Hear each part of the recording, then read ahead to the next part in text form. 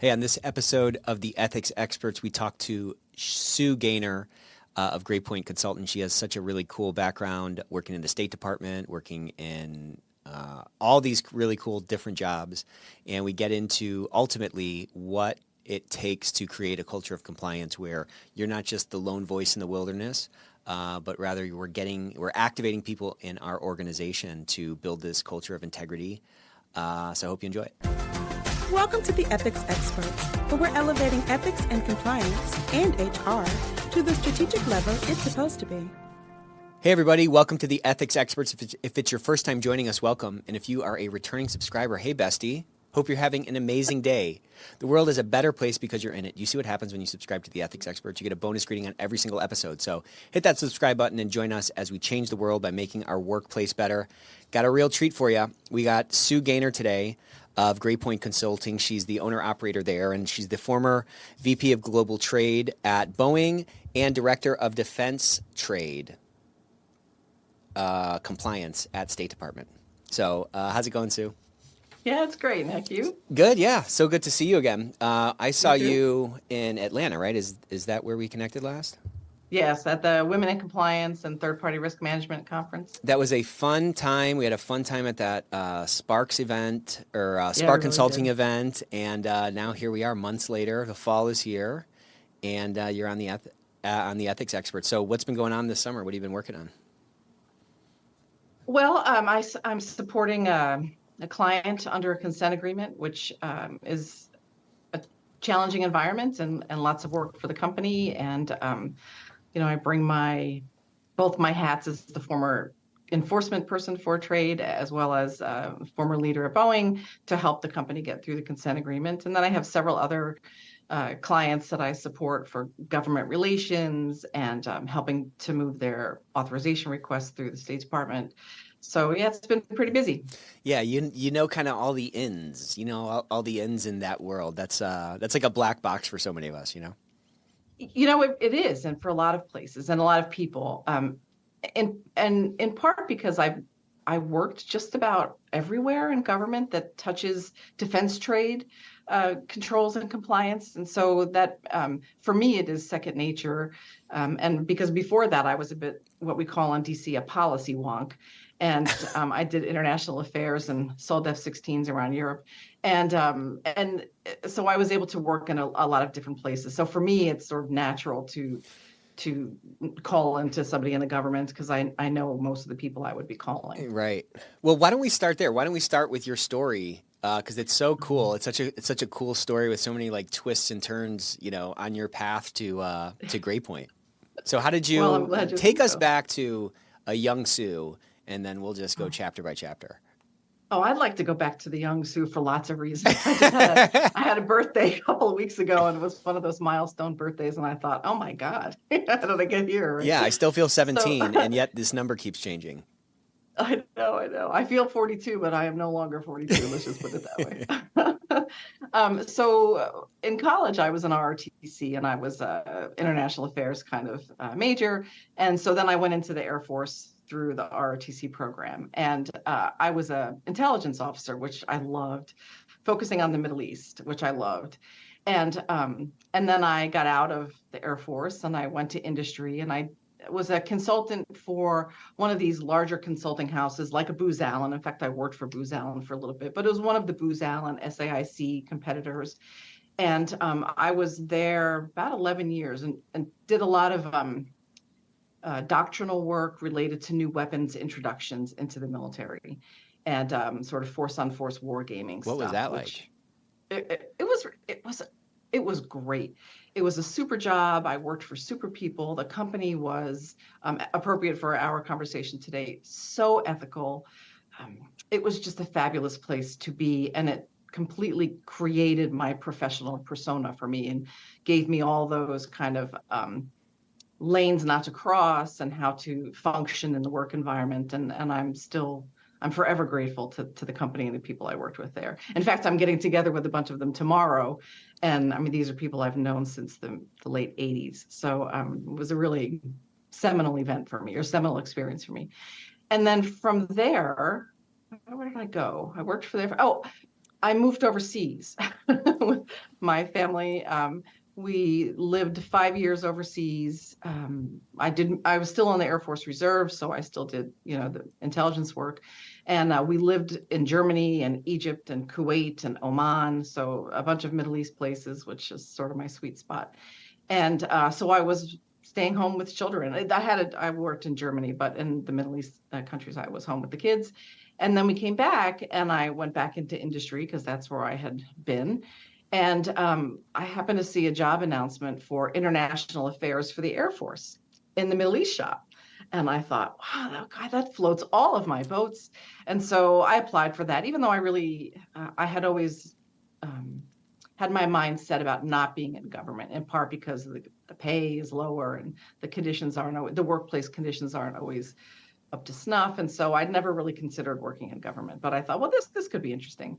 And I applied cold. And I didn't really know anything about the organization. I'd never heard about it. And I ended up being hired for the European division. I was the deputy director there. And that was the sort of selling F-16 jobs in Europe. And it was the first time I did outward facing, right? Intelligence jobs are collecting information and assessing what that means and then telling the leadership. And this was the first time I was interacting with the other countries that we were engaging with. And so because we had Europe, Eurasia, I had a lot of interaction with the embassies in DC, lots of travel. It was fantastic. And I thought, oh, this is really cool. And that was the first time I ever heard about export controls. And for us, we were the government, we were facilitating the sales from major aerospace and defense companies to foreign countries, but we didn't deal with the details too much. So I only learned a little. I just kind of knew it in the back of my mind, and I spent a couple of years there, and then I left and went back into industry. And I got a call from my former boss at the Air Force job, and he's like, I have the job for you. And it was with an agency that I'd never heard of in the government, a Defense Department agency called Defense Technology Security Administration. And so I said, okay, well, I'll apply because he was facilitating. And I ended up getting that job. And I became the European policy person for technology security. So what technologies would we allow to be sold through either government to government exchanges or commercial to commercial exchanges? And that was really cool. And I traveled all over and interacted with the governments a lot. And then from there, I got another one of these. Hey, you should come over to this agency, work at this agency. So I went to the Defense Security Cooperation Agency, which does foreign military sales, which is when the U.S. government is sort of the contractual mechanism between a company and a country. So India wants to buy this fighter jet. Lockheed Martin wants to sell it. The U.S. government facilitates the contracting and how all that works. And that was fascinating. And I ended up on the Pakistan desk, which was really fascinating because it was when Osama bin Laden was killed by the U.S. forces. It was a very interesting job. And then I went into the joint staff in the Pentagon, working for the chairman's staff. And then I went over got another master's at National Defense University. This is a way longer story, but the point is, cool. It's like all of these kind of moves. And then I got a master's from National Defense University, and I got a call from a former boss who said, hey, we have a job opening at the State Department for the director of compliance. I had literally never heard of the office. I understood the mission of that organization, but I didn't know about the compliance job. And so I got the job and I went into that role. And it was a whole new experience. State Department and Defense Department, very different cultures, very different operating rhythms, operating norms. Talk to me about those differences, because to me, again, it's just like this black box. I just have no idea what happens there. Like, how are those different? So DOD, right, is very right on. Many of the civilians are former military themselves. And in almost all the offices, it's mixed civil service and military, right? And we tend to speak the same language. We tend to be very action driven. We tend to hold meetings that have specific goals for outcomes, right? Action outcomes. It's all very action oriented. And we tend not to, we tend to be plain spoken. I might be a little more plain spoken than many, but you got a job to do and you're going to get it done. And at the State Department, it was much more about the discussion, not the outcome, but the discussion, which is very hard to adapt to if you're an Action Jackson type like I am. There were people, the culture in state was, it didn't really matter if you showed up on time for a meeting, you'd get there eventually. In the meeting, everybody would wait and everybody would be okay with it. And, I had trouble with that sometimes. And they're just, the environment is pretty different. So that was challenging. I had to really adapt kind of how I approached meetings and how I approached my colleagues in state. But my job was industry facing. So I was the leader of the organization that put companies, that interacted with companies on trade compliance violations. So companies have to disclose when they realize they've made a mistake and a violation of the regulations. And then there's some interchange between the office and the compliance specialists in the office and the companies.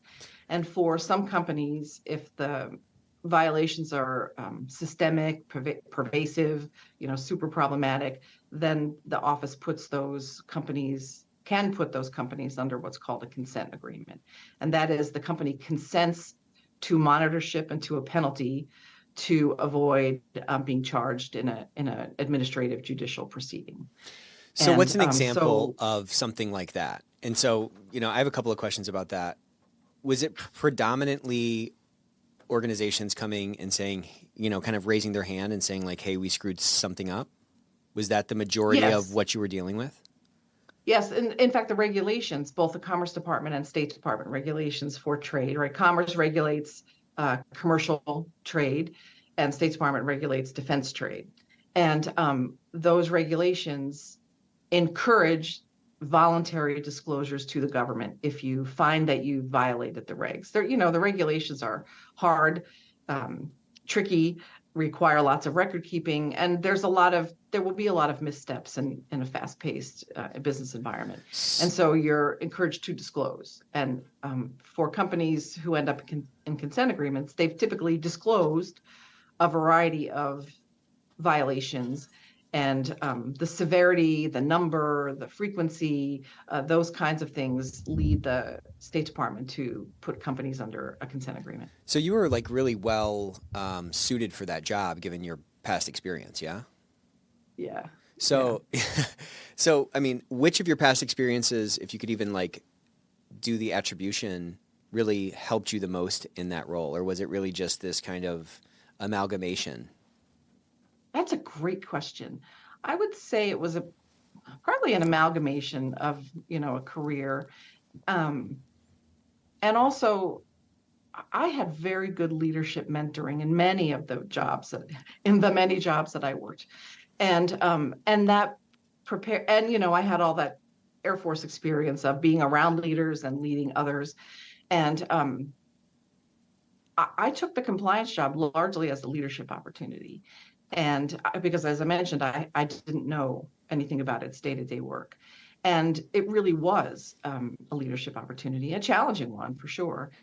And I think my mentors prepared me for that. I think my experience in all these various elements of different types of business helped.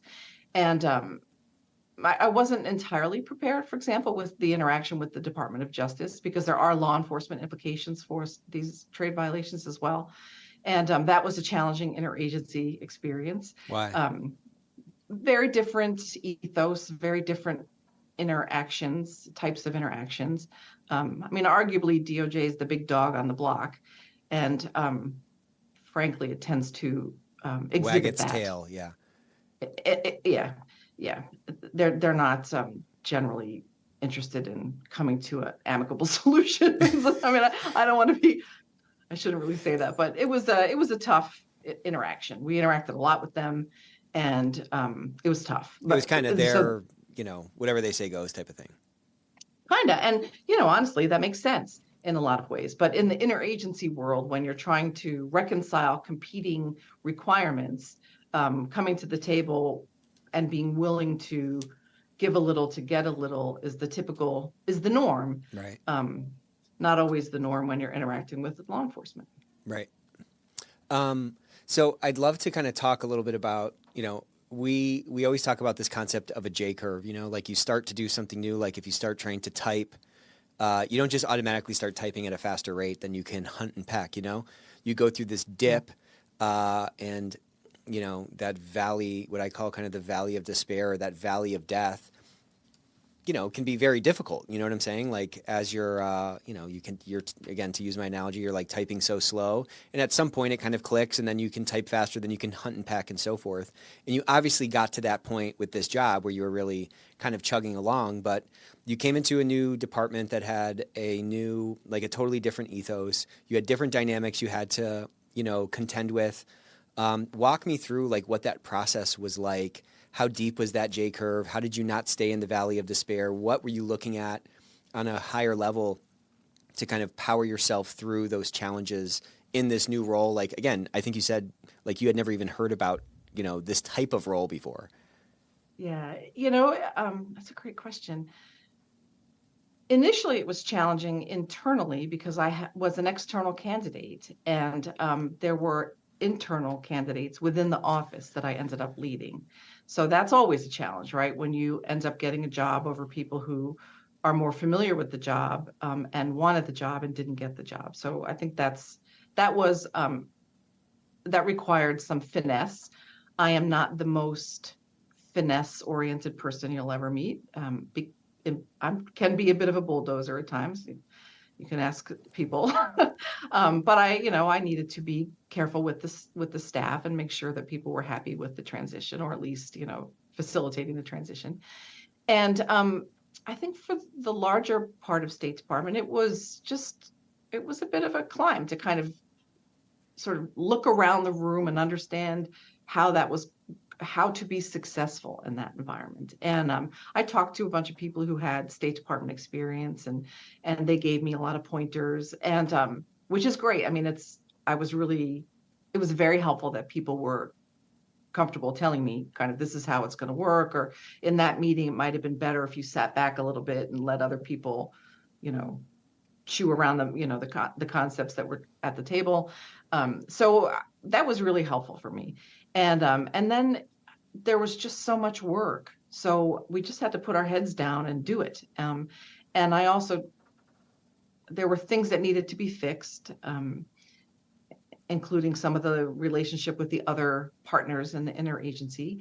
And so I just sort of put my head to doing that with the team and partnered with other organizations that were supporting the concept that I was pursuing. And that made it a lot better, because it's always better to, when you're in a struggle to try to get something done that some people might be resisting, is to have allies. And I sought allies. And so that helped a lot, I think, with that sort of getting up out of the hole to just sort of figure it out. And I remember initially there was so much, almost all the interaction between industry and the office was in writing, right? Because these could become legal matters. And so everything was in writing. And I remember for weeks taking home tote bags full of templates that we had something like 300 templates for different types of letters. And I edited every single one. And that was a lot. But I wanted to sort of set a slightly different standard. And anyway, Yeah, and so what I did that think show over people? time, What do you think that showed people on your team? I think that showed people a couple of things. One, that quality was important to me. And two, consistency is important to me. And three, good writing, I think, is a key skill when your job is writing, for the most part, and communicating with people. Your communication should be clear and concise and correct. So the team was like, "Oh, she's quite the grammarian," which I am, proudly so. And I would put little yellow stickies on the papers I was reviewing, and then send them back to the staffers. And some of them had the little yellow stickies hung up all in their cubicles, because they were like, "Oh my God, I never knew this about how to write." So it irritated a bunch of people too. But I think for them, they were like, "Oh, so she's really paying attention," right? That's good, because as a new person in the office and new to the mission, you learn through both having the view of the larger sort of coast, and then digging into the details. So, and I had it was a great office. We had staff that were lovely people, lovely, smart people from all over, all kinds of experiences that just really wanted to do the right thing. And then some senior folks in the office who had a lot of experience there. And it was a really good mix. I really enjoyed that. Yeah, and it probably also showed that like you weren't like an alligator arms person. That's somebody who just doesn't do anything, you know? They just have those little tiny arms and they're just pointing at stuff. I mean, that's a big It doesn't take long for people to realize that I'm very action oriented. Yeah. I'd love to hear a little bit about that dynamic because I always find that so fascinating and it's so hard to navigate through in many cases where you're an outsider coming in to take a job that other people internally that are presumably on your team or you're interacting with, you know, you took a position that like they were vying for. What was that like? Like, how were you able to win those people over and get them to be part of your, you know, alliance that you ended up building? That's a great question.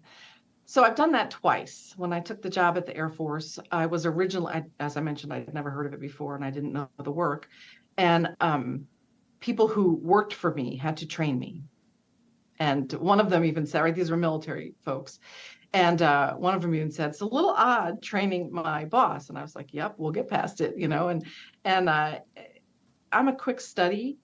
And, you know, once I pick it up and in terms of knowing about the job, right, the mechanisms of the job. So there's that, right? It's useful for people to help. And I think they realize quickly that I appreciate that and that I can get it quickly and it won't be a big burden on them. And then I think the second key is to respect the people who work there and who've been there and who know what they're doing and let them do what they do because they knew how to do it probably before you got there and then know how to do it after you leave. So in both those cases, it required being quick to learn the job and yet not allowing my lack of knowledge about the specific requirements to adversely affect my ability to lead the office. Yeah, so it's kind of like being able to show competence, being able to show humility, and to show respect. Yeah. That's kind of the combo. And I guess to appreciate that they're helping, right? They have to, but you don't want to make it seem like they have to. You want to be very appreciative that they're willing to bring you up to speed, especially when they also, because in the case of State Department, there were two people in the office that had applied for the job, and both of them now worked for me.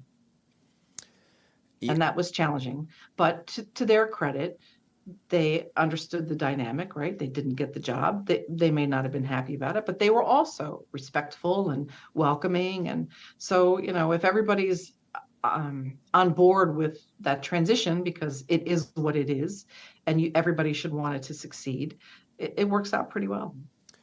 Yeah, that's always such a challenge for folks. And it's, you know, always, you know, kind of dependent on the different players and the dynamics and the culture.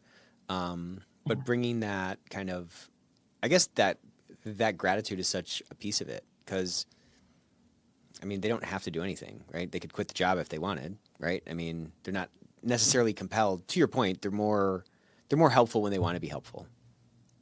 Yes, I think that's often the case. But my experience is people want the organization to succeed. And it's not going to succeed if the leader doesn't succeed. And that if the individual members of the office don't succeed. So success for everybody is the goal because that's the only way the office can do its mission, and the mission's important.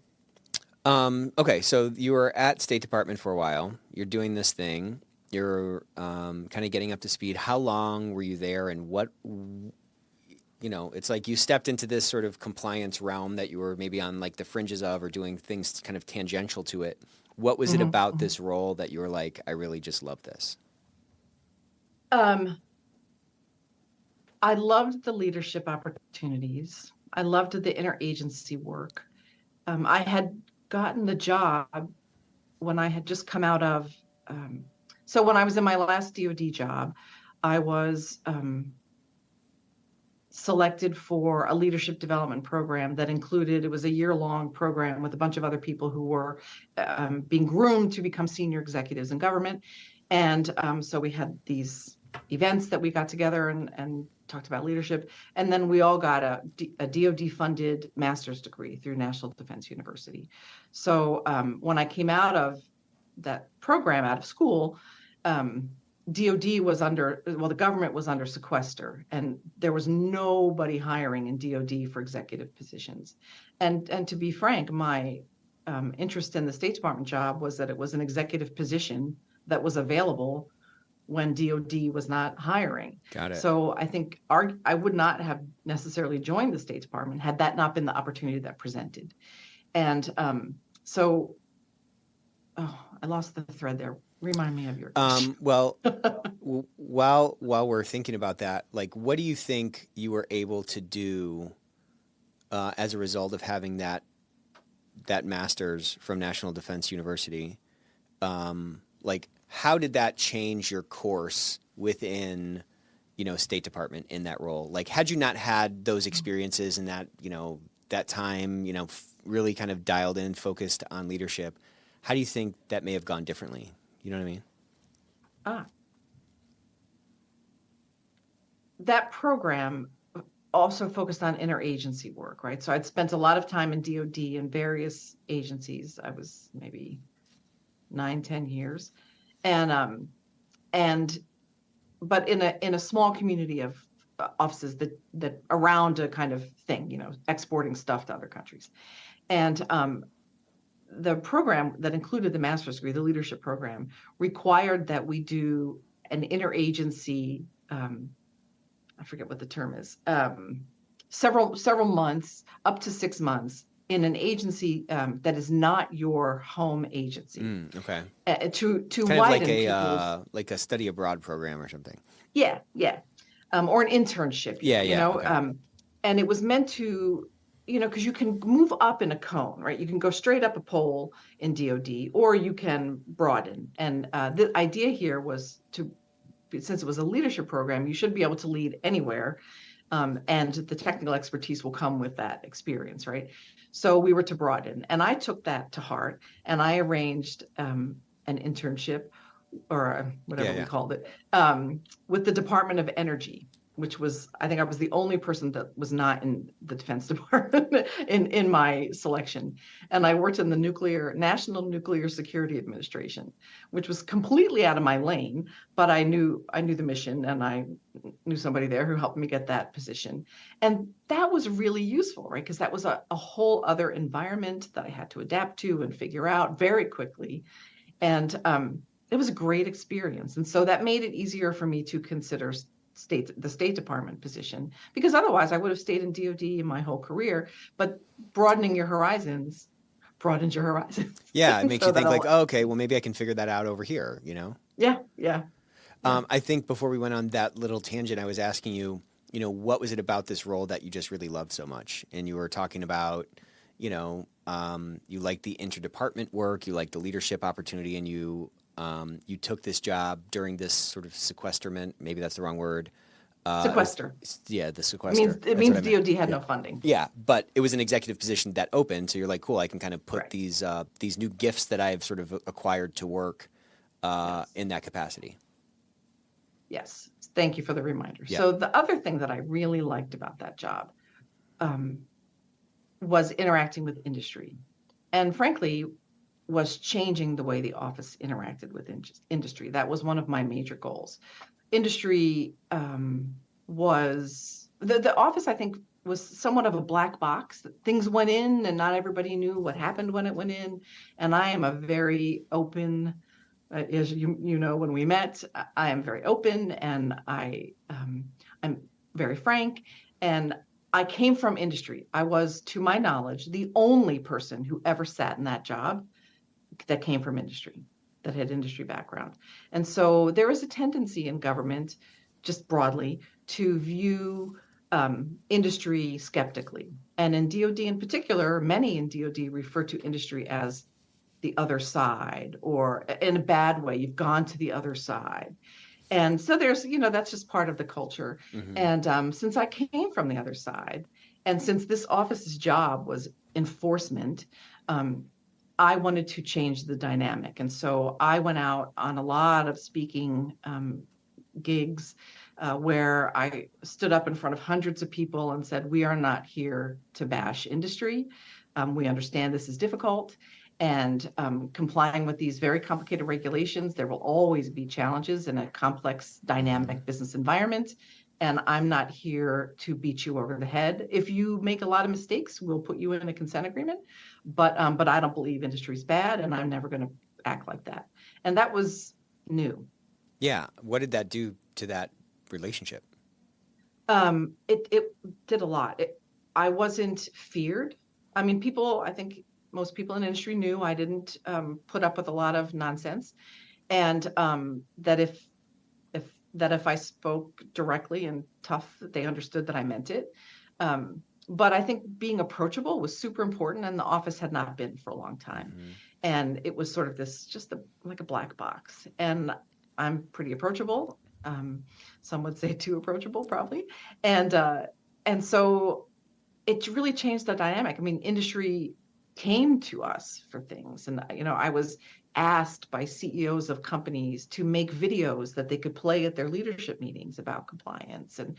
And I was invited to speak at industry events because I had a positive approach to industry. And I was very clear that compliance is important, but I get it that it's hard. But there's another and angle to this day, there. I say that. Yeah, but there's another angle there as well. And I think it's just kind of inherent to who you are. You're a very transparent person. Like you are a what you see is what you get kind of a person, Yes. and you don't really mince your words.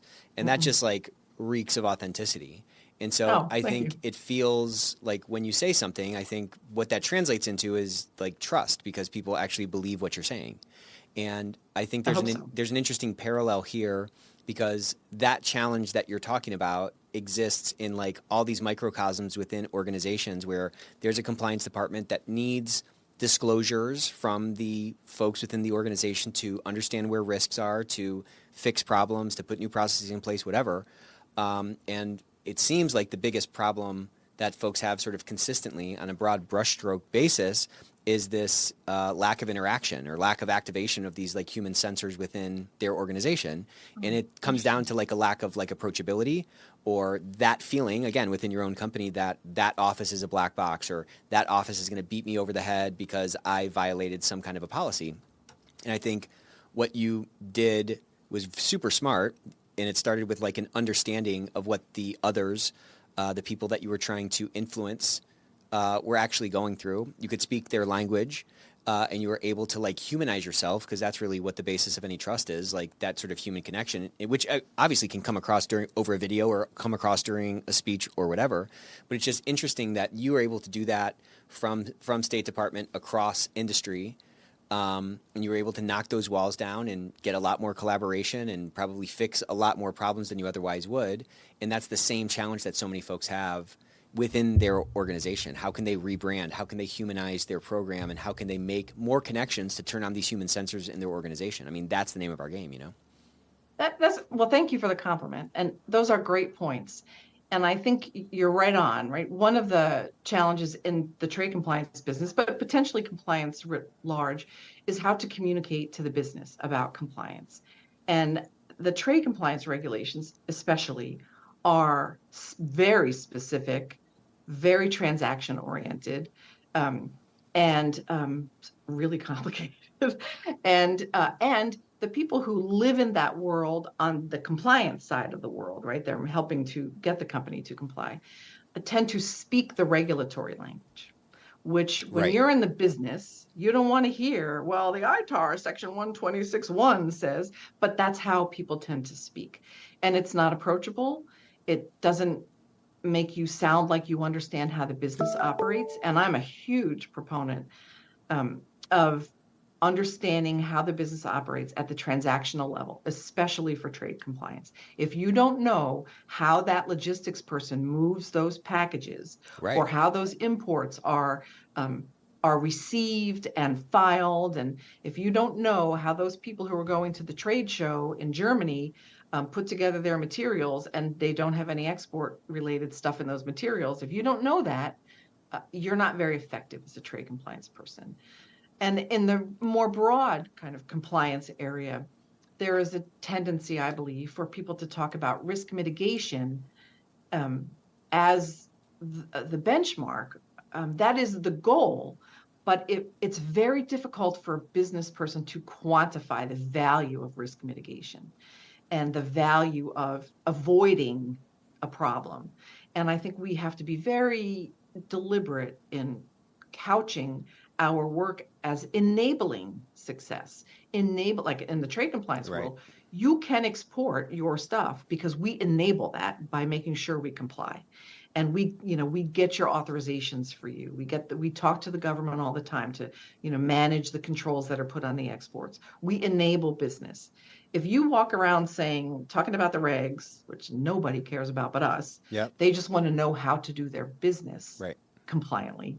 And if your only measure is you're avoiding risk, you're, I think, talking past people for the most part. They have to be able to see the value for themselves.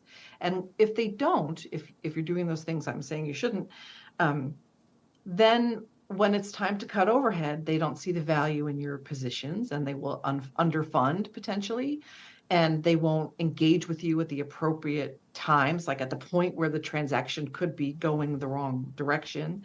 And how we interact with the business, to me, is super important. And there are many trade compliance people who not sit back, I don't mean this to be negative, but who guide the business on the regs and the requirements, but they may not know how to help the business implement that within the business construct. Which comes back to a lack of understanding, right? Like if you understand this person who you're trying to, or this department that you're trying to, guide with the regs, then you can actually guide them. But if you're just saying, well, this is what it says, kind of figure it out, that's like no kind of worse way to like get people to disengage. You said something just now that I think was pretty interesting. And I think, you said that if we can't show our value, then we're always going to be the first ones to be cut. But I think a lot of folks actually do think that our main value is in risk mitigation. And thus, if that's where our mindset is, then that's our framework. That's how we see the world. That's how we end up communicating, either explicitly or implicitly, and we end up contributing to this self-fulfilling prophecy at some level. Yes. If we can shift it a little bit and we can talk about enabling the business, well, not only is that like more sexy and more, not just for sexiness' sake, but like that's more compelling. Okay, cool. I'm painting clear lines on the road to let this car drive down the road faster, driving at night. You know what I'm saying? Like that's helping to accelerate the business. Exactly. I think the work, let's say we had a defensive driving course that we were selling, that was our business. I would not be talking about, think of how many accidents you're going to avoid, because someone like quantify how many accidents you've avoided by taking the class. Yeah. It might be more it might be more exciting to say you'll be able to drive way faster. You know what I'm saying? And get there faster. There you go. You'll get to your destination faster. See, we're brainstorming our new business endeavor together right here. Our defensive driving. Yeah.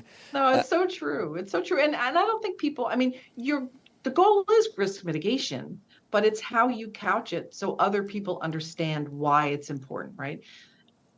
There's often challenges, and I'm interested in your thoughts about this too, in business where, particularly on the trade compliance side, they're like, that is somebody else's job. I'm here to do business development, right? And but you are. But in order for you to do business development, you have to have either some touch point with the trade compliance people or some knowledge so that you're not inadvertently exporting something you're not allowed to export, right? Because in my business, communications, verbal can be an export, right, to a non-U.S. party, or emails can be an export if they have in it controlled information. And so yes, your value is mitigating risk, but you have to give the business people something to hang their hat on so they understand why that's important. And to your point about the driving, nobody cares. Okay, yes, your value isn't that you set the speed limit at 55 or that you're going to be safe. The value is you get to your destination. That's right. Without accident, without getting a ticket, and faster than you would have gotten before, because we enabled the highway, right? We built the highway, we enabled it. It's paved, everything works, go and drive, right? Well, so I think it can be challenging. Yeah, and it's challenging because I think we end up kind of engaging in the wrong way. This is a persuasion game. That business development person has to actually care about doing what you want them to do, for them to like authentically do that. And that's only going to happen. I mean, it's carrot or stick, right? It's like, okay, cool, I'm going to get some benefit from doing that, or I just don't want to get in trouble. And I don't want to get in trouble doesn't work for all personality types, because every personality type has a kind of a different lens of what risk is acceptable and where they're willing to roll the dice. And people have different, risk tolerances and so forth. But if you can, to your point, couch it as like, I'm going to help you do your job better. I'm going to help you move faster. I just think it's a much more compelling message. But I think the real benefit of it is what it requires from us in order to have that conversation, which is an understanding of the target and an understanding of like, well, what matters to that person. In order to understand what matters to that person, you have to understand what they're doing and like what their hierarchy of values are and, how they actually do their job. And once that understanding can kind of be in our brain, I mean, our brains are natural sort of goal-seeking mechanisms, we can put a lot more things together to make a more compelling case. But again, it like starts with that like empathy and that like focus on the target, And ideally, all great points, Nick. Ideally, you get the business person to own the responsibility, right? Right. When the business person can say to him or herself, I can do my job with no impediments. I don't have to stop my job because I didn't get a license, because I've got all that ahead of time. So I can do my job and I don't have any of this other things that slow me down or slow my business down or make it hard. Then they become the evangelists for compliance, not the trade compliance people or the ethics people, right? If you believe in your core that what you're doing is important and that compliance is enabling it, then you're the one. You become a demand signal within the business to comply. And if your company is saying, oh, well, that's those guys over there in compliance who speak a language we don't know, you're not going to be a very compliant company just by default, I think. But if you are able to get your business to understand why this is important, when it's important, and how it helps them do their job successfully, then you don't have to do all the work about convincing people, because they're convinced and they convince others. And it's much more effective when compliance messaging comes from within the business, rather than from that function over there that, we only know they speak in tongue. And it's much more effective when they are the demand signal themselves. Well, I think that's the mic drop moment right there. I think we just solved the whole we just solved the world right there. Thank you. That'll be $20. Yes, $20. Check your Venmo account. All right. So, Sue, people can. What's your URL for GrayPoint? www.graypointconsulting.com, and Gray is spelled with an E. Properly. You spelled that properly. Well, that's a British spelling. Well, I would argue that Americans any British spelling is probably correct. Well, there you go. Proper British spelling. Well, so fun to have you on. Thank you for joining us on the Ethics Experts. Until next time.